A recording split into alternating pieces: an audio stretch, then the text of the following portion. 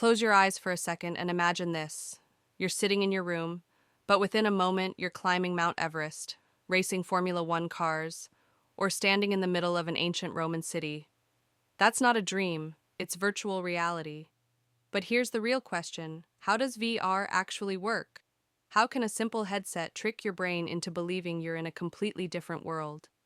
Today, we're going to break it down step by step. Section 1. What is VR? Setting the stage. Virtual reality, or VR, is essentially technology that simulates a digital environment and convinces your senses, mainly sight and sound, that you're physically present inside it. It's not just about gaming. VR is now used in medicine, education, engineering, and even space exploration. But the magic comes from how it manipulates your brain's perception of reality. Section 2. The headset, the gateway to VR. Let's start with the headset, the heart of VR. Inside those bulky goggles are two tiny screens, one for each eye, showing slightly different images. This creates a 3D stereoscopic effect, just like how our real eyes work. Lenses bend and shape the image to match your field of vision. The result? Depth, perspective, and a feeling of being inside the scene instead of just watching it. Section 3. Motion tracking, making it feel real. Okay, visuals are one part, but VR feels real because it tracks your head movements. Most VR headsets have built-in gyroscopes, accelerometers, and magnetometers, fancy terms for sensors that detect how your head tilts, turns, or moves. When you turn left, the virtual world turns with you in real time. No lag, no delay, or else you'd get motion sickness. Section 4. Controllers and hand tracking. But you don't just look around, you interact.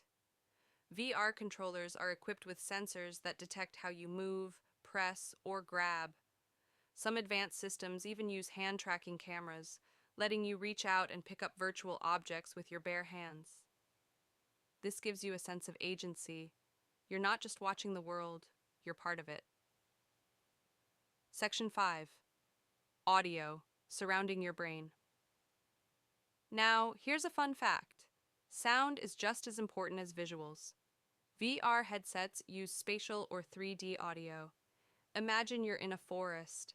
If a bird chirps behind you, you'll hear it exactly from that direction. This tricks your brain into believing the world around you is real, even though it's completely digital. Section 6.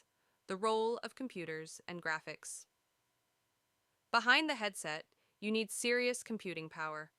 High-performance GPUs, graphics processing units, render realistic images at lightning speed. For smooth VR, you need at least 90 frames per second.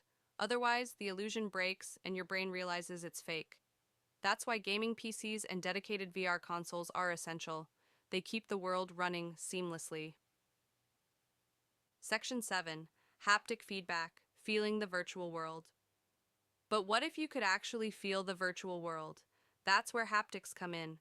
Haptic gloves or suits use tiny vibrations or pressure to simulate touch. Imagine holding a virtual ball. You'd feel its weight or texture through subtle feedback. This is still developing, but it's the next big leap for VR immersion. Section 8. Full body tracking and movement. Some systems go beyond headsets and controllers. Full body tracking uses external sensors or cameras to capture your body's movement. This means your avatar in VR walks, runs, or dances exactly like you do in real life. Combined with haptics, this could make VR almost indistinguishable from reality. Section 9. The brain's role. Why VR works. So why does VR trick us so effectively? It all comes down to the brain. Your brain is constantly integrating signals from your eyes, ears, and body. When VR provides consistent visual and audio cues that align with your movements, your brain simply accepts the illusion. It's called presence, the psychological state of feeling like you're inside the virtual world.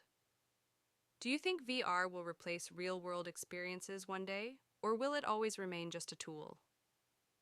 Drop your thoughts in the comments below.